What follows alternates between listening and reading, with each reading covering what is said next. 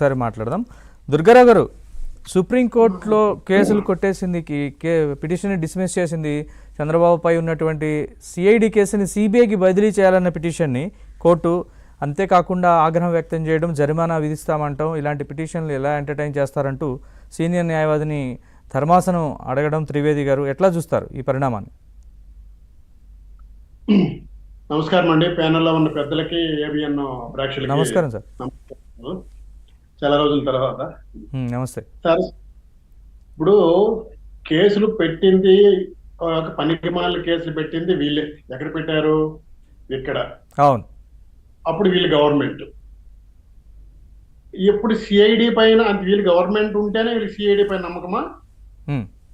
అప్పుడే రేపు మా గవర్నమెంట్ రాదు కావద్దా అని చెప్పేసి ధైర్యం ఉండుంటే అప్పుడే ఈ కేసులు సిబిఐ ఎంక్వైరీ చేసుకోవచ్చు కదా. మేము మా సిఐడి డిపార్ట్మెంట్, మా ప్రభుత్వం అసమర్థత, మేము చేయలేము దర్యాప్తు, ఇంత అవినీతి చేసాడో లేదా ఇంకో దానికి పాల్పడడం చెప్పేసి అప్పుడే ఆ రోజే సిబిఐకి అప్పచెప్పవలసింది. ఇప్పుడు వాళ్ళు కేసు పెట్టి దాదాపు 2 సంవత్సరాలు అయ్యింది అనుకుంటారు.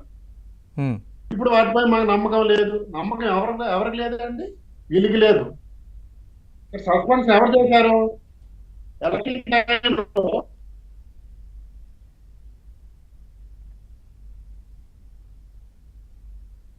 సార్ ఒక్క నిమిషం దుర్గారావు గారు, మళ్ళీ మాట్లాడదాం ఈలోపు ఒకసారి ఎలక్షన్ టైంలో అండి. ఇప్పుడు ఆ ఏపీ బేవరేజెస్ కార్పొరేషన్ ఎండి ఉన్నారు కదా, వాసుదేవరెడ్డి గారు. ఎవరు ట్రాన్స్ఫర్ చేశారు? ఎవరు ట్రాన్స్ఫర్ చేసి? ఈసీ ట్రాన్స్ఫర్ చేసిందండి. అప్పుడు కూటమి ప్రభుత్వం అధికారంలో లేదు. అవును. ఆయన వైసీపీ లీడర్స్ తో కొమ్మక్కై ప్రైవేట్ లిక్కర్ షాపులు ఓపెన్ చేసి అవుట్ సైడ్ ఆఫ్ ఆంధ్రప్రదేశ్ ఆయన అమ్మాడని చెప్పి ఎలక్షన్ కమిషన్ ట్రాన్స్ఫర్ చేసింది. అక్కడి నుంచి బదిలీ చేసి కింద స్థాయి అధికారులకు అప్పచెప్పింది. తర్వాత ఫైబర్ నెట్ ఎవరండి? ఫైబర్ నెట్ వాసుదేవరెడ్డి, ఎవరు? మహేందర్ రెడ్డేనా? మహేందర్ రెడ్డి అనుకుంటాను. ఫైబర్ నెట్ 2016లో స్టార్ట్ చేసినప్పుడు అండి, అక్కడ 108 మంది ఉద్యోగస్తులు, 10 లక్షల కనెక్షన్లు ఉన్నాయండి ఆంధ్రప్రదేశ్ గవర్నమెంట్ లో, ఆంధ్రప్రదేశ్ స్టేట్ లో. వీళ్ళు 1360 మందిని ఉద్యోగాలు ఇస్తారని చెప్పి అపాయింట్మెంట్ ఆర్డర్ లేదు, ఆఫర్ లెటర్ లేకుండా రిక్రూట్ చేశారు అడ్డదిడ్డంగా చేసి లేనిపోని అవినీతికి పాల్పడ్డారండి. ఆయన ఇండియన్ రైల్వే సర్వీస్ అనమాట. ఆయన తీసుకొచ్చి అవినీతికి పాల్పడారు. అలాంటి అవినీతి పాల్పడిన సస్పెండ్ చేస్తారా లేదా?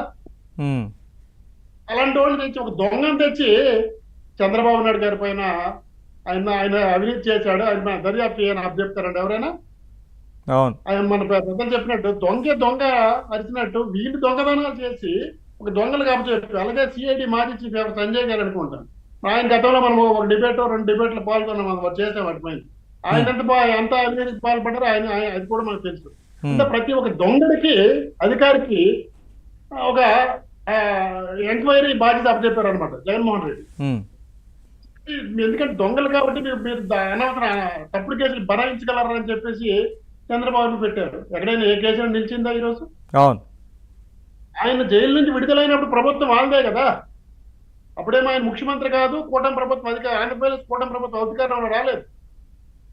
ఆ రోజే నిజాయితీ నిరూపించుకున్నారు అప్పుడు చంద్రబాబు నాయుడు గారి కేసు విషయంలో, స్కిల్ డెవలప్మెంట్ స్కామ్ లో. ఇప్పుడు అన్ని చేసిన తర్వాత ఈ రోజు ఆయన మాకు సిఐడి పైన నమ్మకం లేదు. ఎవరికి బెదిరించారండి? ఎవరికైనా బెదిరించారా? బెదిరించింది మీరు. ఆ సంస్కృతి సాంప్రదాయాలు ఉన్నది వైసీపీ గవర్నమెంట్ కి, జగన్మోహన్ రెడ్డికి. అడ్డకొస్తే అడ్డగా నరికేయడమే కదా వాళ్ళ పని.